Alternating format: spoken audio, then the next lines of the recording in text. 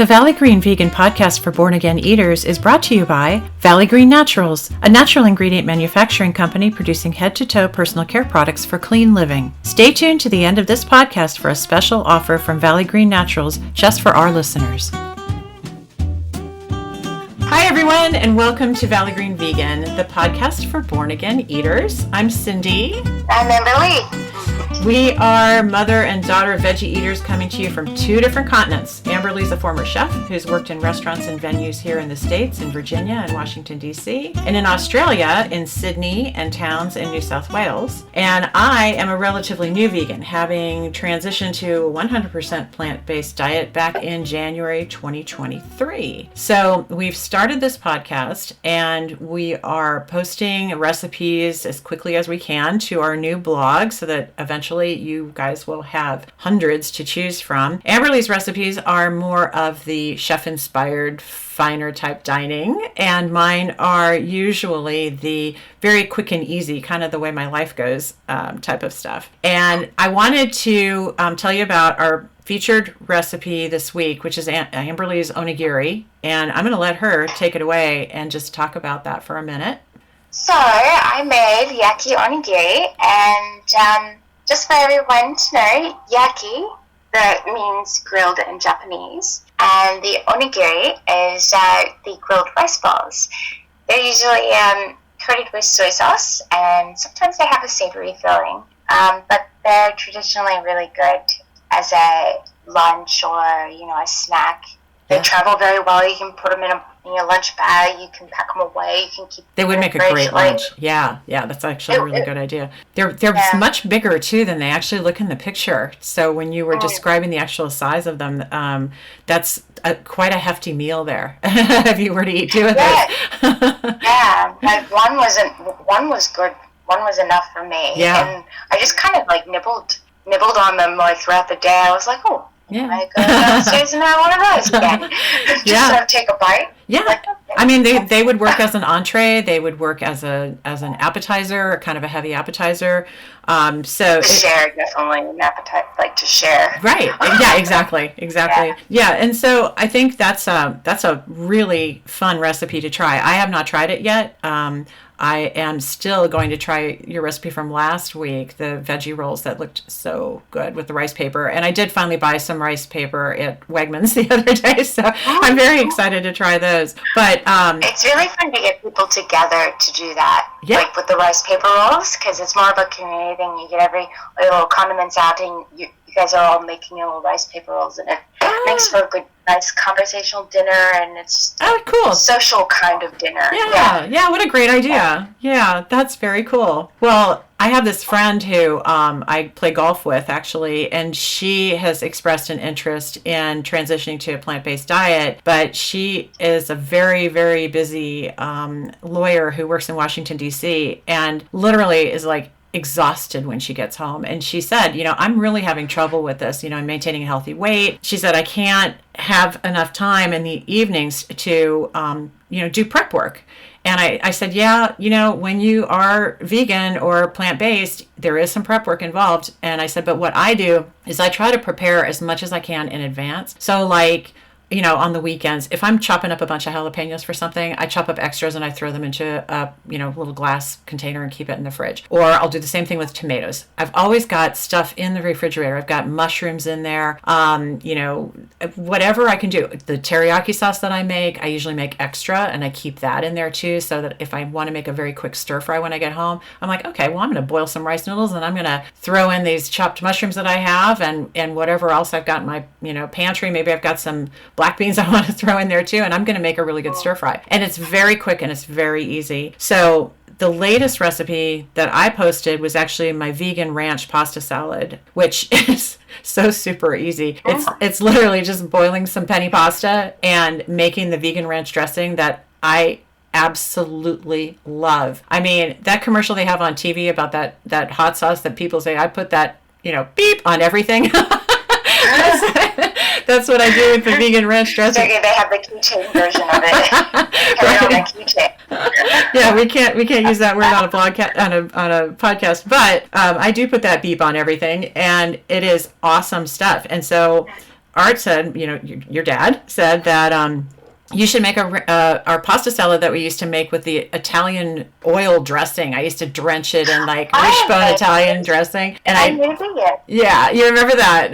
Yeah. And I would throw a bunch of cheese into it, and I'd put shredded chicken in it, and it was like heart attack on a plate, unhealthy. Like seriously. Yeah, that's right. We did put pepperoni in it. It was the worst pasta salad ever as far as being a healthy meal. Not good. And I was feeding that to my family. So I made a vegan pasta salad and, just steamed up some broccoli and some other, yummies, just whatever you want in there. It's easy. And then boil up the penne pasta. And then I literally make the vegan ranch dressing in a mason jar so that with the leftover, I can pop it right into the fridge. And then I've got that yummy beep stuff that I use for everything else. I've got it handy and I can pull it out again. But it is fantastic stuff. So that recipe is on there too. And if I can convince my friend that if she just does a little bit of prep ahead of time, she will actually save a lot of time when she gets home in the evenings and she's really exhausted. And she'll have stuff to take to work with her too, Can I just say one thing? I know that transitioning into a vegan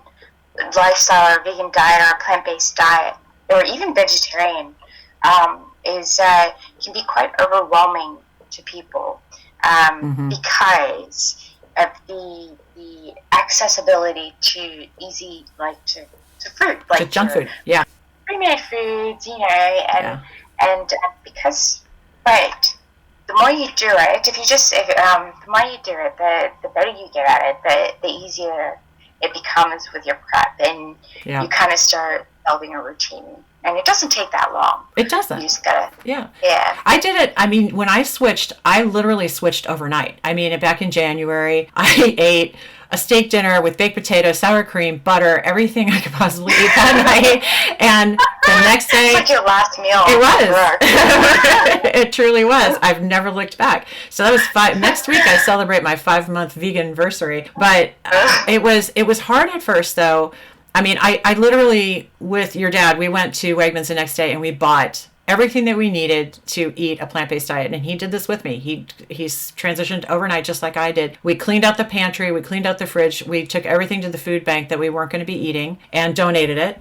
And at first it was hard because I remember standing in the kitchen just for hours, prepping stuff. And I thought, oh, this is going to be really hard. But, it's like you said, it didn't take very long. I got into a routine and it really was pretty easy to realize it's just all I have to do is a little prep work in advance and stick it in the fridge. And now I look in the refrigerator, if I haven't planned dinner that day and I walk downstairs at 5:00 in the afternoon or 6:00 and I'm like, wow, what am I going to make for dinner? I can look at the stuff I've got, prepped in the fridge. And that's there's an inspiration right there. Oh my gosh, I've got these great oyster mushrooms. I'm going to make, X, Y, and Z. And it's super easy. So I try to tell all my friends this who are interested in vegetarian or, 100% plant-based is what I always try to get them to do. You actually end up finding that cooking with vegetables and plant-based is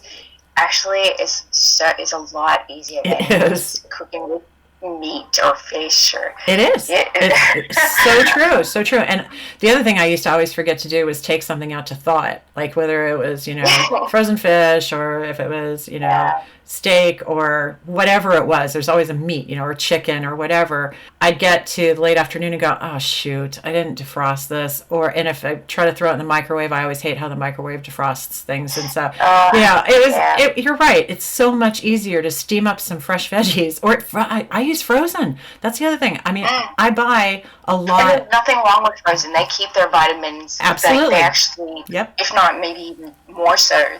Right, because they freeze them at their peak. Yes, exactly. Yep. And so I actually use a lot of frozen cauliflower, frozen broccoli, because I don't like to have to sit there and cut the florets off of the broccoli. It's just like another time saver. I can take it, dump it into a dish. I even steam in the microwave sometimes. I put a little bit of water inside a Pyrex dish, cover it up, steam my broccoli, for 3 minutes on high, and it works really well. And then I can throw it right into a stir fry, or I can, put it into a salad, whatever. But it is really easy. You're right. There's a lot less involved actually in vegan cooking than there is or plant-based cooking than there is when you're a carnivore.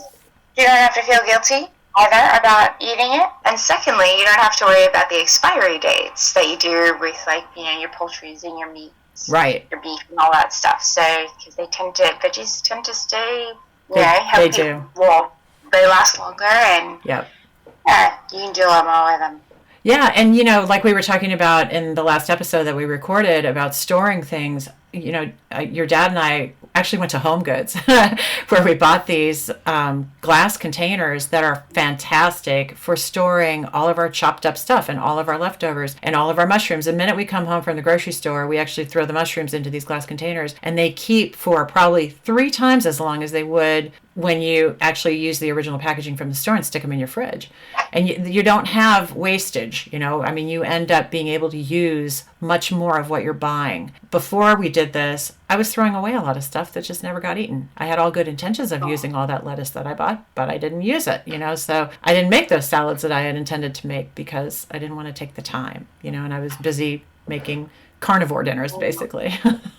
So one of the other things that I wanted to talk about today was the Daily Dozen app. I don't know if listeners are aware of this or not, but there's a website called nutritionfacts.org. And if you're a vegan, you certainly would know about this website. It's done by Dr. Michael Greger, who wrote the book How Not to Die and How Not to Diet. And it's a fantastic book that I did actually review in the last episode. But this app is something that you can download from the Play Store and on your phone, and it is the list of his recommended high nutrient dense foods for the day that you should try to get in every single day, and he actually designates how many servings you should have of each. Now, I have never been able to actually eat all of the servings that he recommends that are in this list, because it's like super extensive, and I would be so stuffed I wouldn't be able to move because you're just like constantly eating.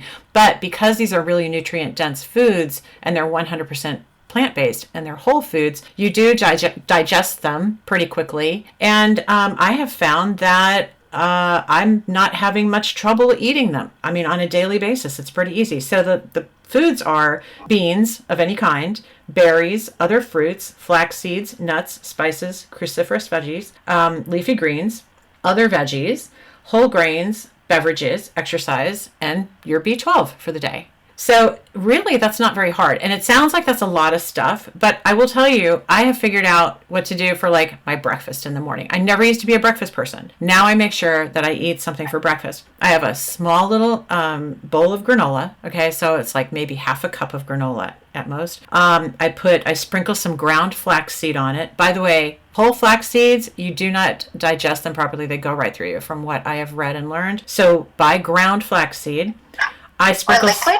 Is the liquid flaxseed? I don't know. I'm not familiar with liquid flaxseed. Is like an extract or something then? I'm pretty sure, because like when I used to work with horses, like we give them, I'm pretty sure flaxseed oil. That's something definitely worth investigating. Of course, if it's oil, they do say there's more calories in the oil, but that's something to look at. But I actually ordered a big bag of ground flaxseed from a very reputable company, and it was off of Amazon. Like, it was really easy to get it. So I take a little teaspoon of it and I sprinkle it on my granola in the morning, and then I do a sprinkle of cinnamon because I get my herbs in that way, my spices. I put a handful of blueberries on there. I cut up a few strawberries if I'm in the mood and put some strawberries on there, banana. I pour some almond milk on it, and in just one meal, I've just checked off 7 items from the Daily Dozen list. So, and I'm being mindful of what I'm eating, and I'm making sure that I'm eating in a nutrient-dense way. So, believe it or not, I'm very full after that bowl of granola, but I think it's because of the cinnamon that I add to it. I've increased my metabolism, and literally 2 hours later, my stomach is growling again. It's the strangest thing. Like, I never had any idea. I'd heard that or read that about cinnamon and that it does increase your metabolism. But man, oh man, if you have it on your granola in the morning, you are definitely burning. Your metabolism is kick-started in a huge way. And I think that's one of the reasons I've been able to lose weight so easily. I am eating way more now than I ever was before. I was trying to cut stuff out, and I'm 60 years old. Every time I would eat something, I would gain weight, before I turned vegan. Honestly, I thought I'm not going to be able to eat anything from now on because I keep gaining weight. going to 100% plant-based, I'm eating and eating and eating these great foods, and I'm losing weight. I am down 18 pounds in 5 months. Now, that might not sound like a lot to some people over a 5-month period, but it is, because it's a very healthy and slow weight loss. And it's coming off in a way that's going to make me keep it off, because when I get to my goal weight, which is, I'm going to try to lose another 15. Once I get to that point, I'm going to be able to look at my diet and regulate it so that I make sure that I can maintain that weight and, not continue to lose. And even if I do lose a little bit more, it's going to be a pound in a very stretched period of time. It's not like I'm dropping all this weight suddenly. I've tried that in the past. Invariably, I gain it all back. Anybody who's been on any kind of diet, they're going to say, yep, as soon as you go back to eating normally again, you gain it right back. In fact, your body, like with Atkins diet, for instance, your body thinks you're starving it, of certain nutrients. And so once you go back to regular eating and you're eating carbs, oh my gosh, your body's like storing up all this extra, sugar and carbs and everything else that it thinks it needs. It could actually harm you even. Like some people could be more sick. It could actually impact their body in a more negative way. Yep. Introducing carbs back into their diet. Right. So it's like, in being anorexic, you're starving your body, and then you have to slowly eat. And you quickly can actually put your body into like some sort of like a shock. Yes. Yeah, absolutely. You can. And your insulin production changes, your blood sugar changes, all of those things change.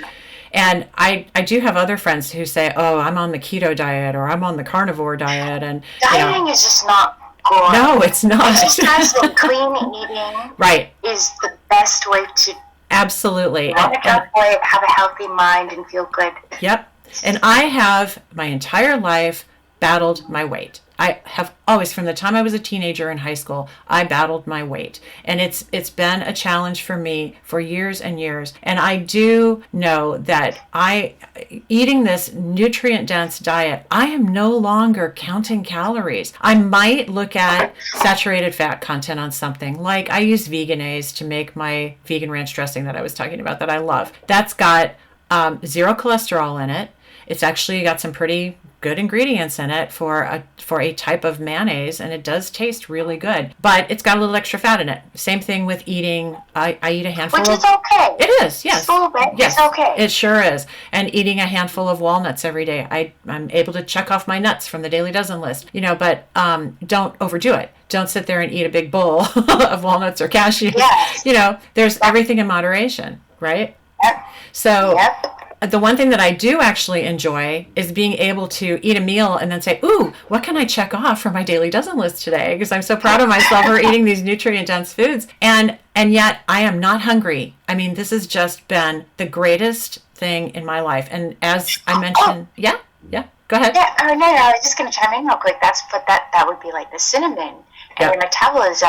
And I was just going to quickly ask, like, before I forget about the cinnamon, is there any particular kind of cinnamon that you use? Like, do you, like, ground cinnamon, like, just your normal ground cinnamon? Or do you get, like, is it Madagascar cinnamon or something like that? No, nope. I bought the generic.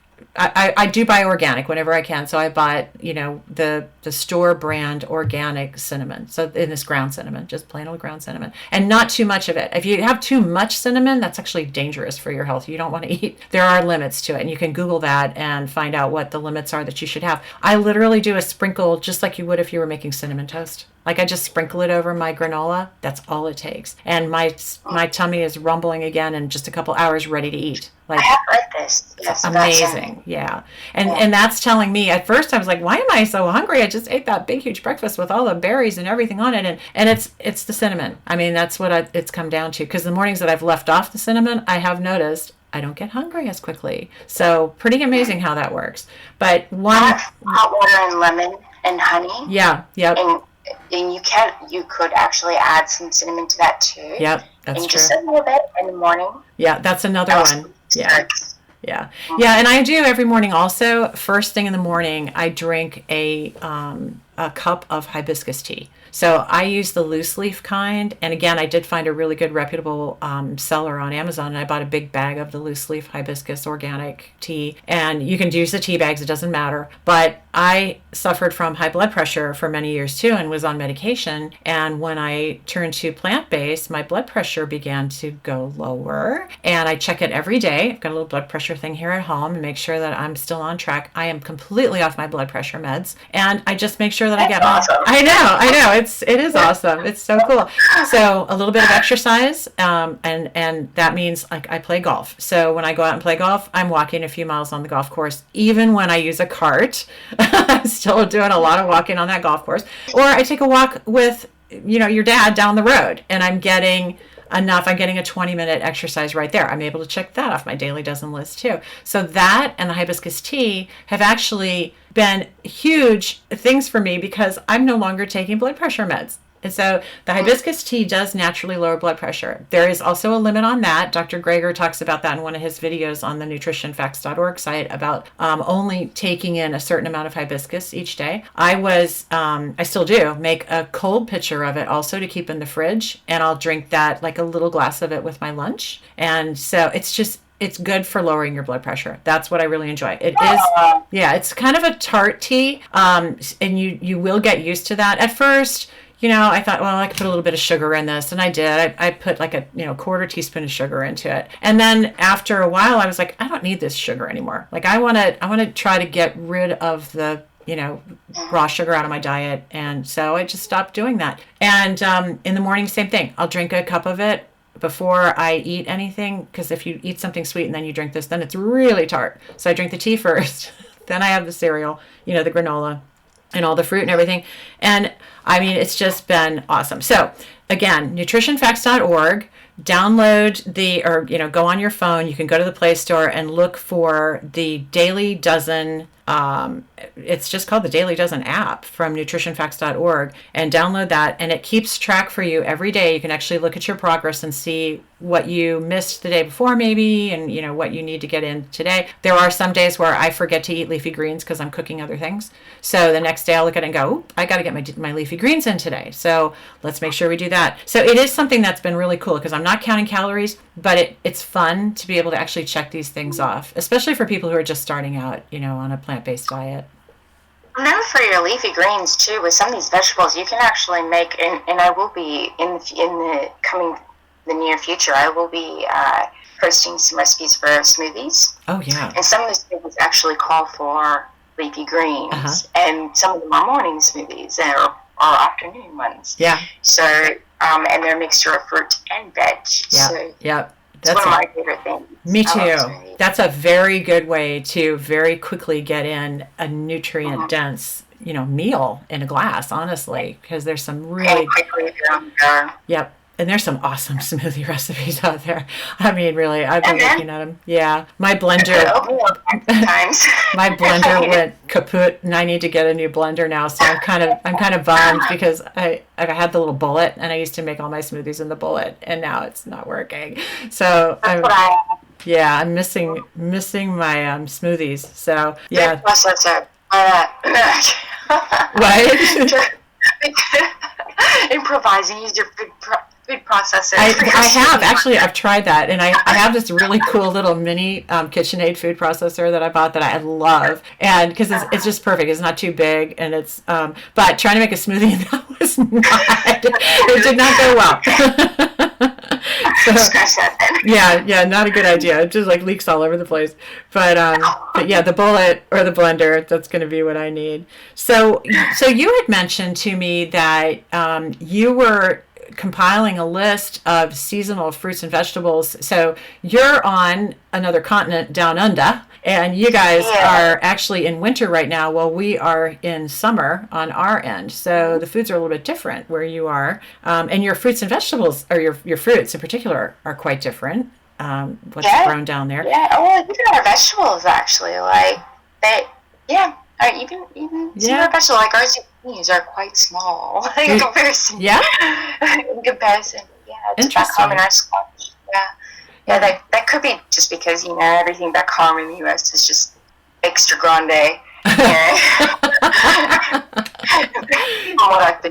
cold. Yeah. Well, you remember too when you were here, when you lived here. There's so much space. Yeah. Well, but I've put together a list of seasonal fruits and vegetables for everyone back home. Most of these fruits and vegetables, they are coming into the end of June and into the month of July and August. So, like your blueberries, your raspberries and blackberries, and your cantaloupe, honeydew, and nectarines. The blueberries and raspberries and blackberries are awesome because you can make, you can make chia jams. Chia pudding. Take full advantage of these fruit, these seasonal fruits.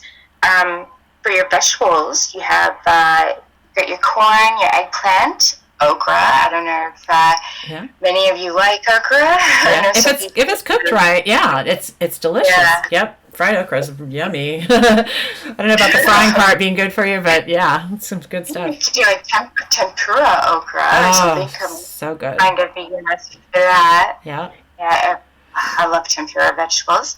But yeah, your lettuce, cucumbers, and zucchini, beets.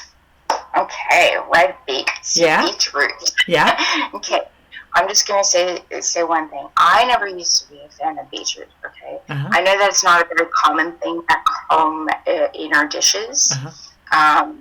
It's very earthy tasting, but the best way that I found to cook it, if you're cooking with beets or beetroot, is to roast it with just a little bit of sugar, like just a tiny bit, or you can use agave syrup and just brown them and candy them a little bit. Ooh, that sounds good. Yeah. And what it does, when you roast the beetroot and the beets, it actually makes them really nice and sweet.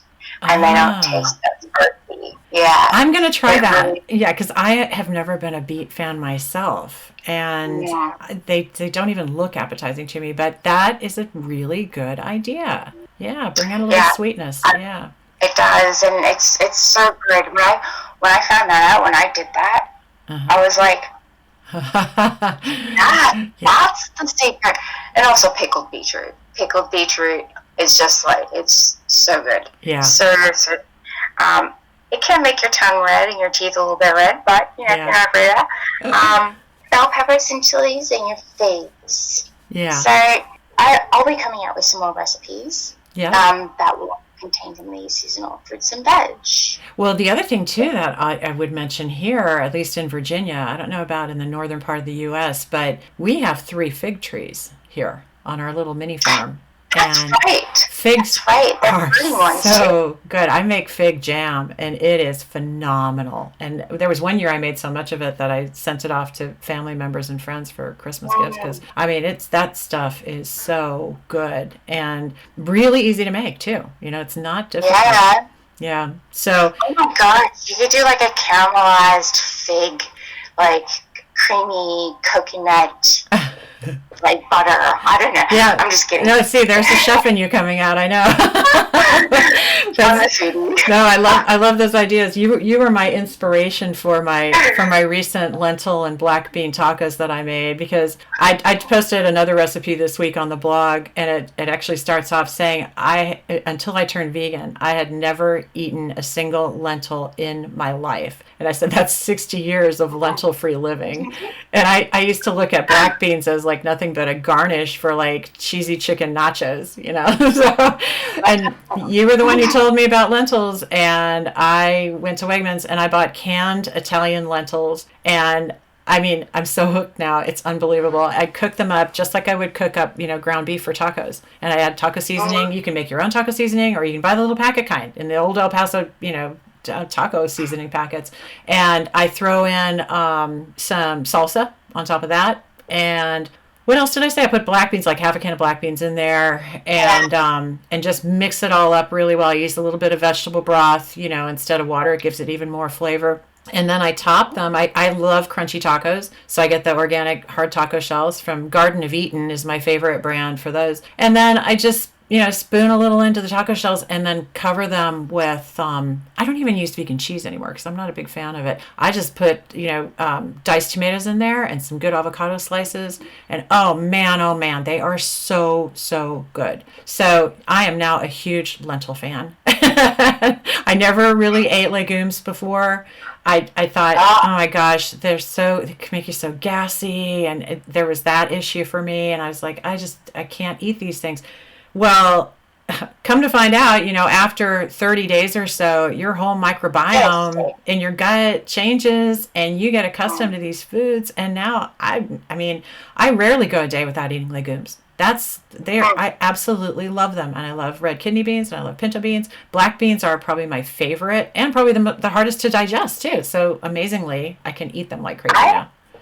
I actually bought some black-eyed peas. Oh, I love have some black-eyed peas. Yeah. Yeah. And I have some other kind of lentils. Like I do have some of the dried legumes. Uh-huh. The only thing is you have to soak them, so you do have to do a little bit of planning ahead. Right. But just try to write yourself a little post-it to soak your beans before you go to bed. Yeah.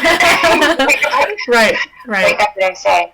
Yeah. Well, you got me completely hooked on them.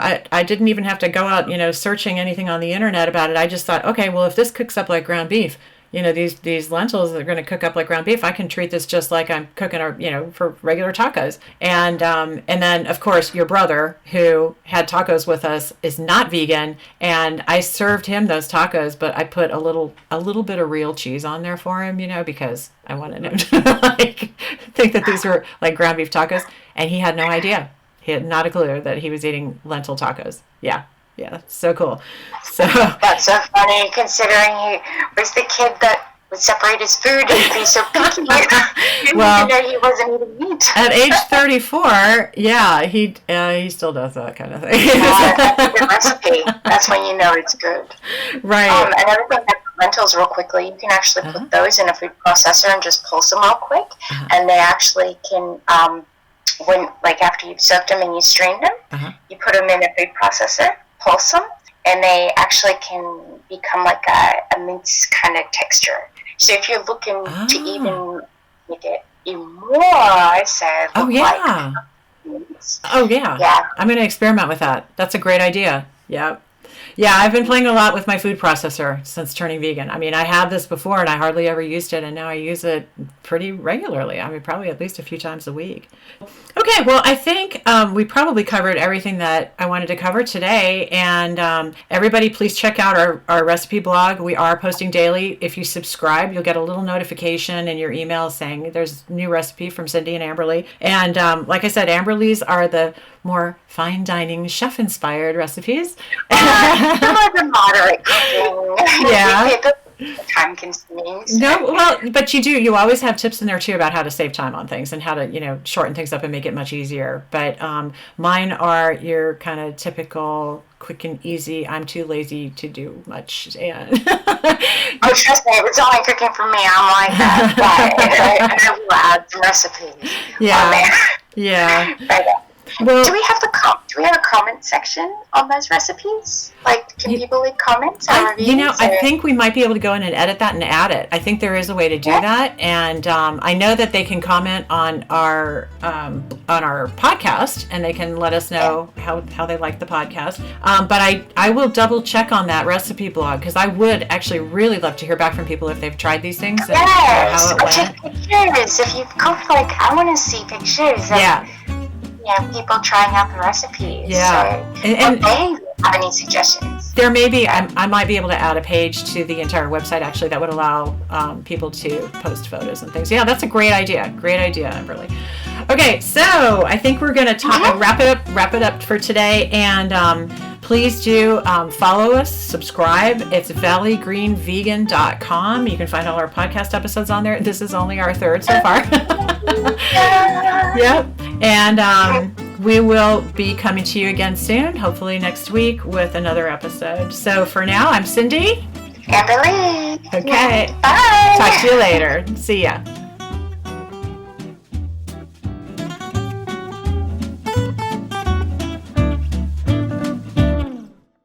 Hey guys. guys, just a little postscript I wanted to mention. Many of us who are looking to live a clean and natural lifestyle are always on the lookout to avoid toxins in our daily lives. Even before I was diagnosed with cancer in 2017, I always tried to eat a healthy diet of organic foods and use clean ingredient products, cleaning materials, things like that. I was so into the natural and organic lifestyle that I actually started a company that produces clean ingredient body care products. That was 13 years ago, and my company, Valley Green Naturals, is still going really strong today. So what started as a soap making hobby in my farmhouse kitchen all those years ago has actually grown into a fairly good sized company, and we have over 30 products, and we make everything from soaps to facial care to deodorants. They're all natural, body lotions and bug repellents even. Everything is made with plant-derived natural ingredients. So if you're looking to reduce the toxins in your personal care products, I just thought I would mention valleygreennaturals.com. And for anyone listening to this podcast, you can use promo code HEALTHY at checkout to receive a 15% discount off your first order. So that's valleygreennaturals.com, or you can simply click the link in the episode description below.